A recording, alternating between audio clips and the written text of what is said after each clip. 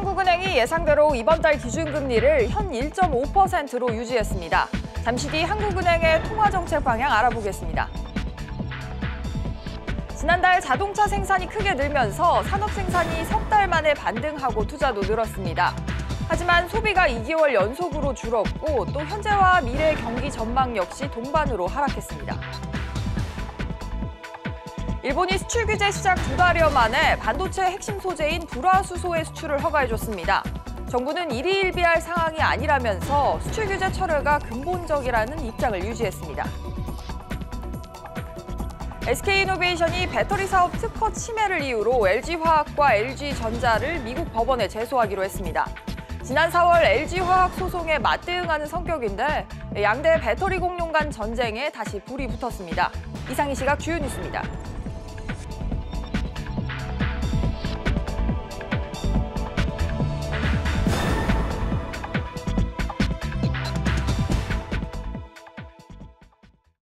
시청자 여러분 안녕하십니까? 백브리핑 시시각각 시작합니다. 한국은행이 조금 전에 금융통화위원회를 열고 기준금리를 연 1.5%로 동결하기로 결정을 했습니다. 자세한 소식은 취재기자 연결하겠습니다. 장가희 기자. 네, 장가희입니다.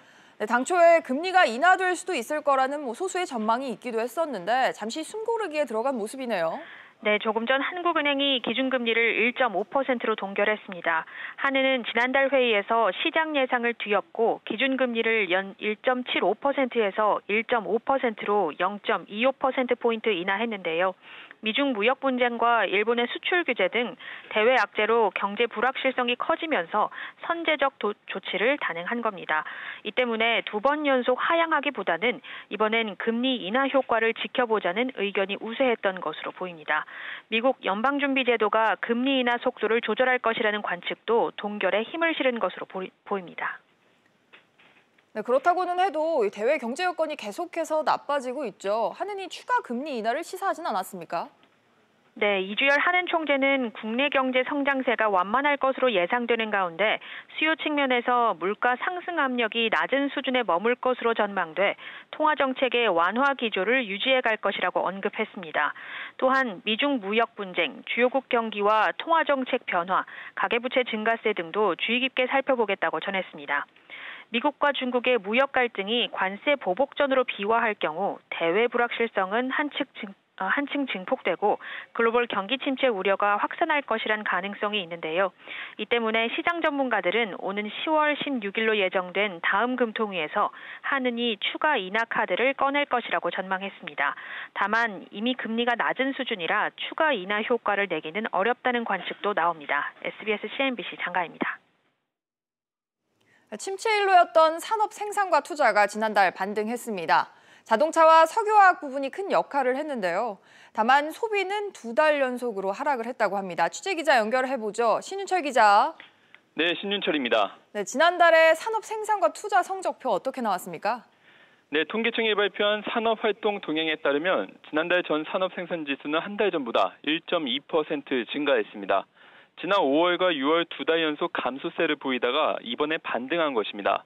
전자 부품 생산은 2.8% 줄었지만 신차 출시 효과를 받은 자동차와 국내외 수요가 살아난 화학 제품의 생산이 각각 6.3%, 7.3% 늘어나며 전체 광공업 생산은 32개월 만에 가장 큰 폭이 2.6% 증가했고 금융과 보험, 정보통신 등의 영향으로 서비스업도 1% 늘었습니다. 제조업 평균 가동률도 전월에 비해 2.6%포인트 상승한 74.8%를 기록했습니다. 투자는 분야별로 희비가 엇갈렸는데요. 설비 투자는 반도체와 관련된 특수산업용 기계류 투자가 1% 줄었지만 자동차 분야 상승세에 따라 운송장비 투자가 11.3% 늘어 전체적으로 전월에 비해 2.1% 늘었습니다. 하지만 건축과 토목공사 실적이 모두 줄어 건설기성은 전월 대비 2.3% 줄어든 것으로 나타났습니다.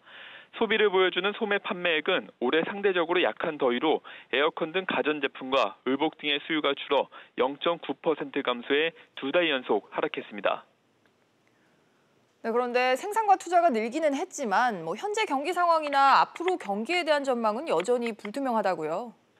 네, 현재 경기 상황을 보여주는 지표인 동행지수 순환 변동치는 광공업 생산지수의 증가에도 소매 판매액 지수와 내수 출하지수 등이 부진해 한 달 전보다 0.1포인트 하락한 98.4를 기록했습니다.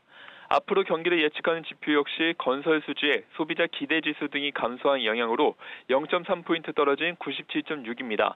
두 경기 지표는 두 달 연속 동반 하락한 것인데 통계청은 미중 무역 갈등과 일본 수출 규제로 기대 전망 지수 하락폭이 커져 당분간 선행 지수 하락폭이 커질 것으로 예상된다고 설명했습니다. SBS CNBC 신윤철입니다. 내년 예산안이 역대 최대 규모로 편성이 됐습니다. 경기 침체 분위기 속에 쓸 데는 많은데 돈 들어올 것은 줄면서 재정 건전성 우려가 커지고 있는데요. 이 내용 엄하은 기자와 좀 더 자세하게 이야기 나눠보겠습니다. 엄 기자, 내년 예산안은 어느 정도나 늘어난 거예요? 네, 정부가 내년 예산을 올해보다 9.3% 늘어난 513조 5천억 원으로 편성했습니다. 네. 이른바 초슈퍼 예산 역대 최대 규모인데요. 내년 예산은 올해 본 예산인 469조 6천억 원에서 43조 9천억 원 증가했습니다. 올해 9.7% 늘어난 데 이어 2년 연속 증가율이 10%에 육박하는 셈입니다. 이로써 문재인 정부 출범 3년 만에 정부 지출은 113조 원 늘어나게 됩니다. 네, 초슈퍼 예산이라고 하는데 구체적으로 보면 어느 분야의 재정 지출이 늘어난 거예요? 네, 특히 정부 예산의 35% 이상을 차지하는 보건, 복지, 노동 예산이 올해보다 13% 가까이 늘었습니다. 161조 원인 올해 예산보다 20조 6천억 원 늘어난 181조 6천억 원으로 편성됐습니다.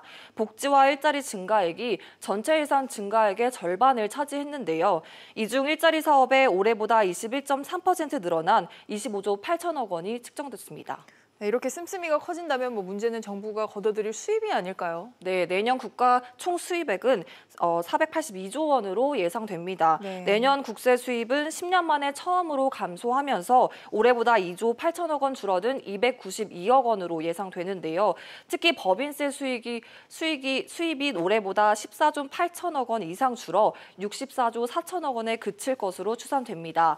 이 세입 부족을 보전하기 위한 국채 발행 규모는 역대 최대 규모인 60조 2천억 원으로 올해보다 2배 가까이 늘어납니다. 이에 따라 내년 국가 채무는 사상 처음으로 800조 원을 넘어서고 국가 채무 비율도 40%에 육박할 것으로 보입니다.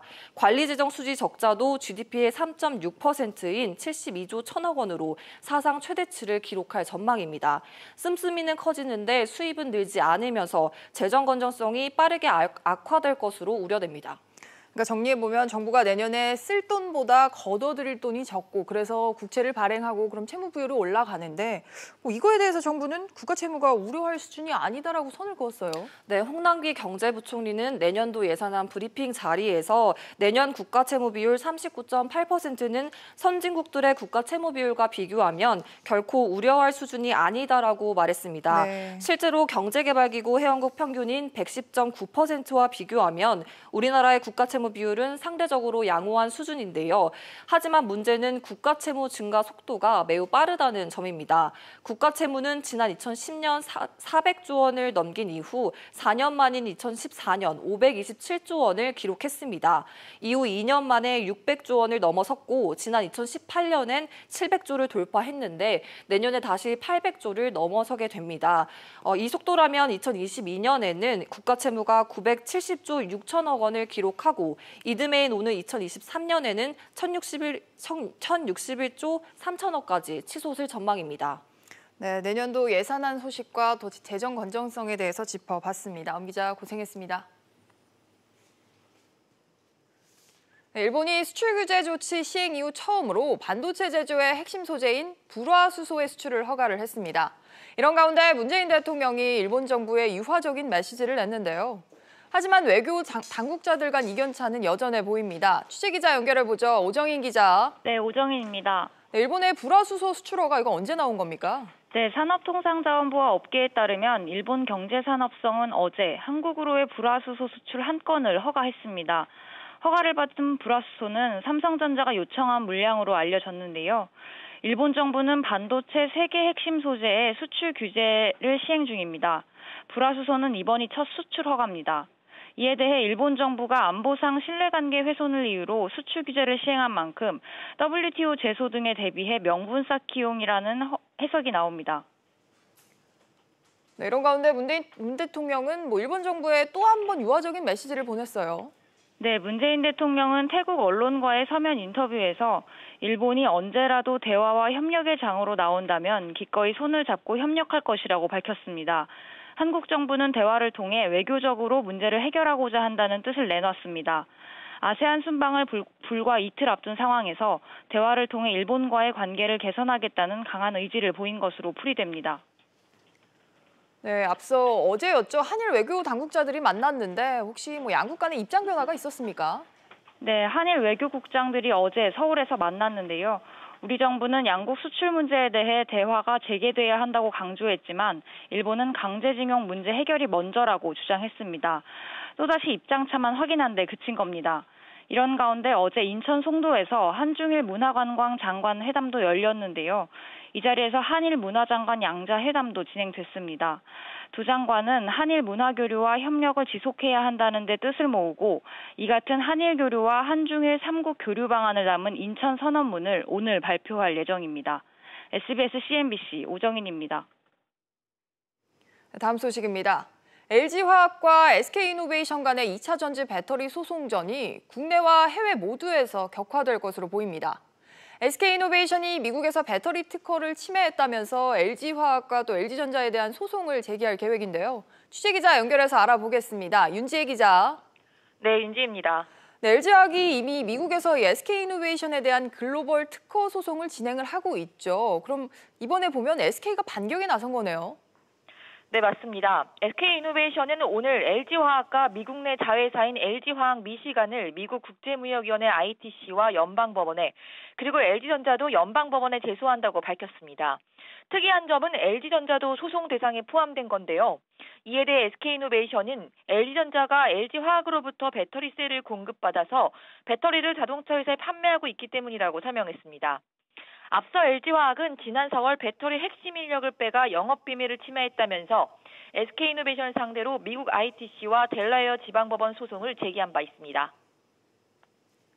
네, 그런데 지금 일본의 화이트리스트 배제 등 대외적인 여건 때문에 SK와 LG가 배터리 분야에서 협력을 할 수도 있다는 관측이 나오기도 했었는데 반대로 가고 있는 것 같습니다. 네, 그렇습니다. 현재로선 양사가 전면전에 돌입했다고 볼 수 있는데요. 따라서 갈등도 장기화될 전망입니다.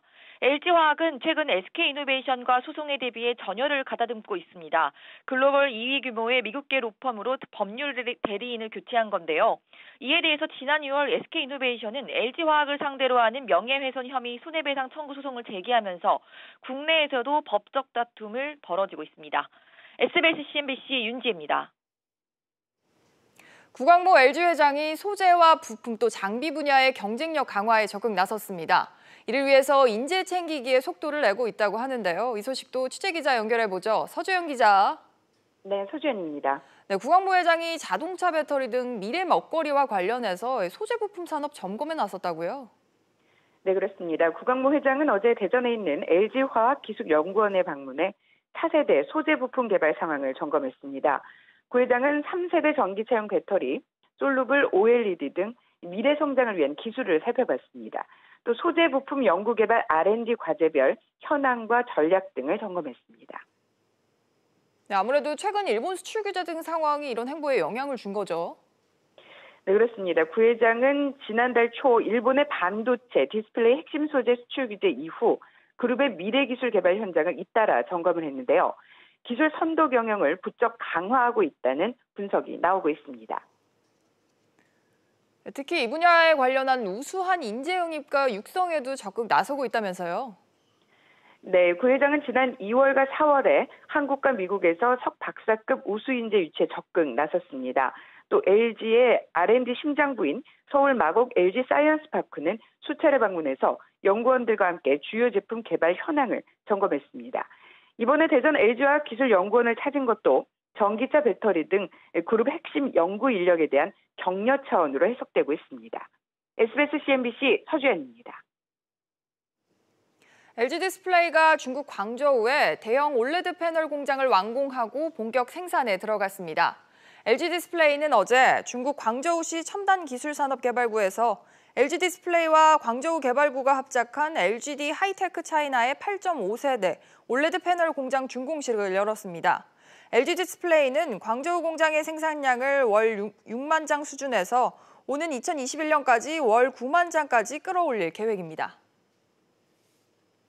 삼성전자의 접히는 스마트폰 갤럭시 폴드가 다음 달 6일에 국내에 출시될 것으로 보이는데요. 이 내용 취재기자 연결하겠습니다. 정윤영 기자. 네, 정윤영입니다. 네, 갤럭시 폴드의 출시일이 다음 달 중순 정도로 전망이 됐었는데 예상보다 앞당겨졌네요. 네, 그렇습니다. 업계에 따르면 삼성전자와 이동통신 3사는 다음 달 6일 갤럭시 폴드를 국내에 출시하는 일정을 논의하고 있습니다. 다음 달 중 미국, 중국 등에서도 순차 출시할 것으로 예상됩니다. 다만 삼성전자는 아직 구체적인 일정은 확정하지 않았다고 밝혔습니다. 갤럭시 폴드의 국내 초도 물량은 2만 대에서 3만 대로 알려졌습니다. 이동통신 3사 모델과 자급제 모델로 모두 출시되지만 초반에는 자급제 위주로 물량을 소량만 출시할 것으로 보입니다. 출고가는 230만 원대 후반으로 알려졌습니다. 네, 이렇게 출시가 되는 거면 앞서 논란이 됐던 제품 결함 문제는 다 해결이 됐나 보군요.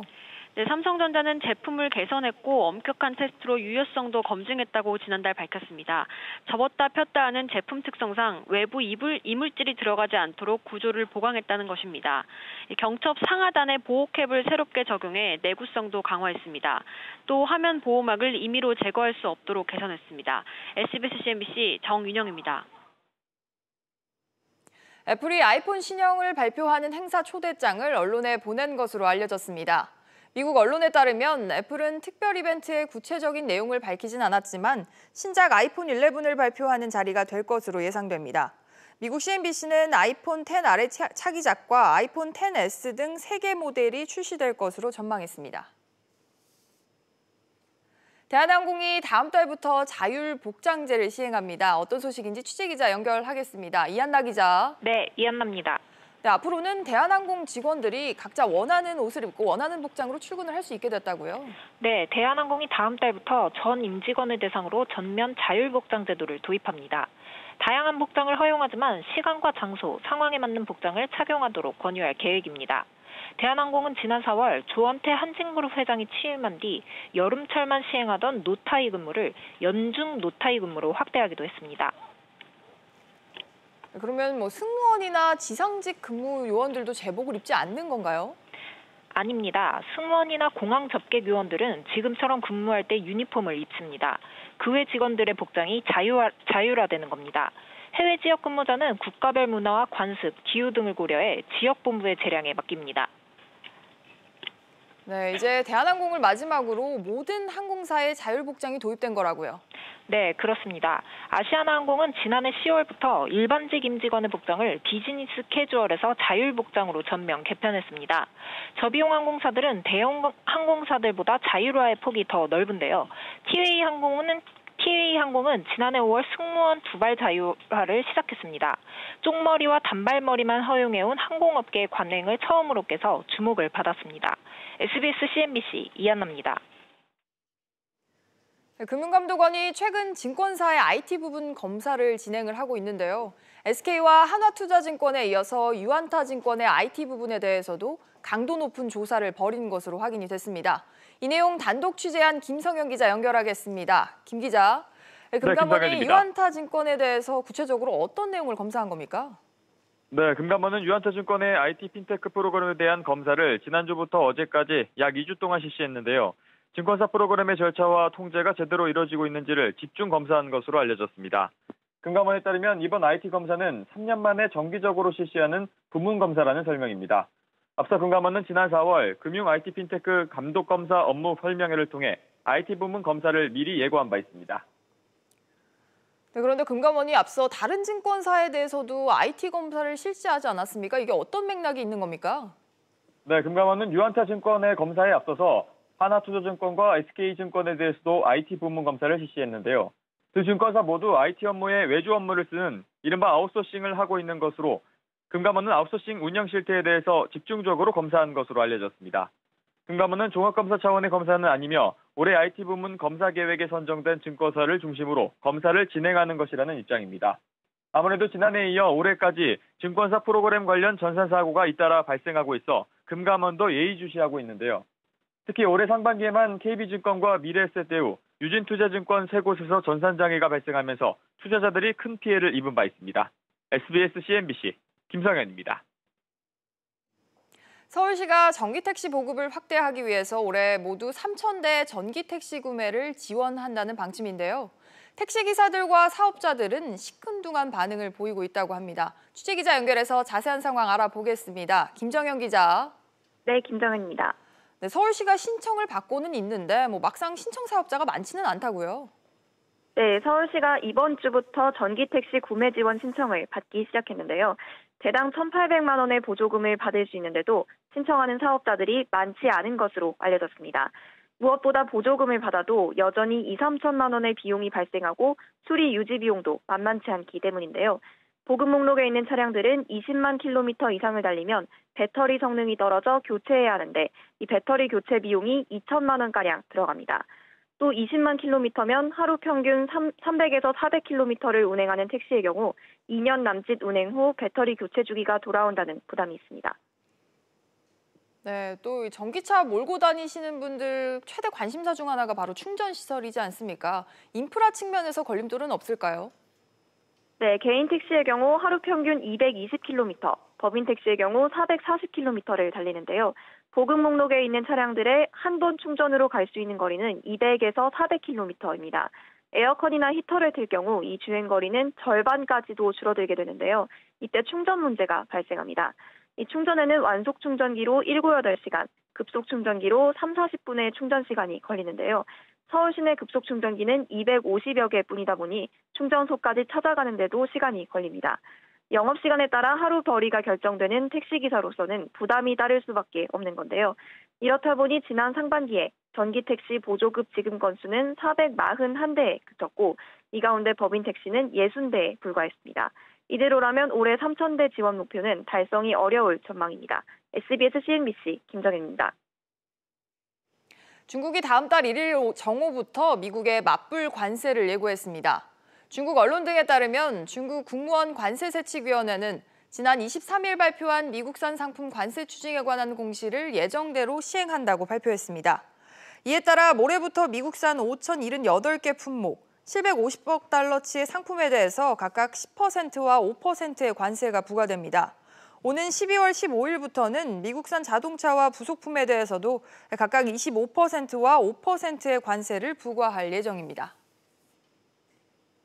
1인명 개인종합자산관리계좌, 이른바 IS의 출시 이후 누적 수익률이 평균 9.79%로 집계됐습니다. 금융투자협회에 따르면 204개 ISA 모델 포트폴리오의 지난달 말 기준 누적 수익률은 한 달 전보다 0.83%포인트 올랐습니다. 금투협은 미 연준의 통화정책 완화 기대감과 미중 무역 협상 재개 가능성 등에 힘입어 주요국 주가가 반등하면서 해외 주식형 펀드를 중심으로 수익률이 소폭 올랐다라고 설명했습니다. 증시 상황입니다. 8월의 마지막 거래일인 오늘 국내 증시는 오름세 보여주고 있습니다. 코스피가 1.73% 오르며 1966포인트 나타내고 있고요. 코스닥 역시 1.5% 오르며 608포인트 나타내고 있습니다. 오늘 눈에 띄는 종목들 함께 살펴보시죠. 오늘은 삼성전자부터 보도록 하겠습니다. 지금 이재용 부회장의 사건이 파기환송 결정이 나면서 어제장에서는 하락했던 삼성전자의 주가가 오늘 반등에 성공을 했습니다. 1.73% 오름세를 보여주고 있습니다. 또 SK이노베이션이 LG화학과 자사 배터리 특허를 침해했다는 주장을 제기하면서 미국에서도 LG 측의 상대로 맞소송을 제기한다고 밝혔는데요. SK이노베이션 현재 5%가량 급등하고 있고요. LG화학 역시 0.92% 상승 흐름 보여주고 있습니다. 또 LG전자 같은 경우에는 소비자원 시정 권고에 따라 논란이 된 콘덴서 자동세척 의류 건조기 145만 대를 전량 무상 수리하기로 결정을 했습니다. LG전자 현재 2.68% 오르며 61,400원에 거래가 되고 있습니다. 마지막으로 대웅제약입니다.